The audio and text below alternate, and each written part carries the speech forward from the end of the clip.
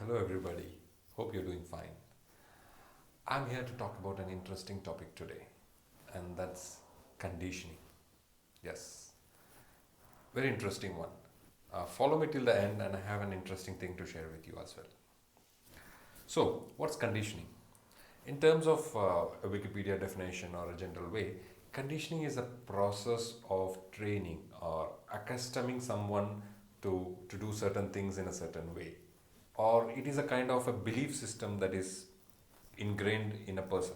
It could be a human being, it could be an animal, to do certain things in a certain way. So, conditioning doesn't have to be always perceived as a bad thing. There is good conditioning, there is the other conditioning, bad conditioning as well. By meaning good, there are certain things that are ingrained into us as human beings from our childhood days, and our belief system, our way to live, or things like how we should be as a social animal, deal with people, talk to people, respect people, and certain a lot of things that's ingrained to us by our parents and from how we are brought up, and that's definitely a good conditioning that we all take it all throughout our life. And for certain people, yes, there is a other type of conditioning or the thing which is not really good, which in terms like we know harming society or harming people, killing innocent creatures and things like that. That's like it is not because that they think that it is bad. So the people who are doing this things, for them they do it harmlessly because for them that is they have been conditioned to do that in that way, and they feel it is right. There's nothing wrong about it, because had they felt it is wrong, like many others feel, they would not do that. So that's the power of conditioning. So the way in which things are, we are trained or we are brought up or we are accustomed, that belief system gets ingrained into us.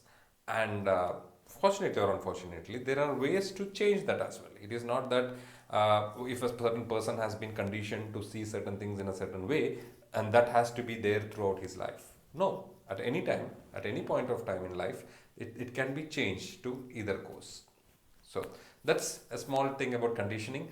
And coming to the interesting fact about conditioning, do you all know what is the biggest or the conditioning that we all have gone through as people, or the most of us have gone through as people, from our childhood days, and which we carried from our birth till our grave? Any guesses? Okay, so that's our name, our identity. Remember, when you were born, and I mean, you didn't have an identity of your own.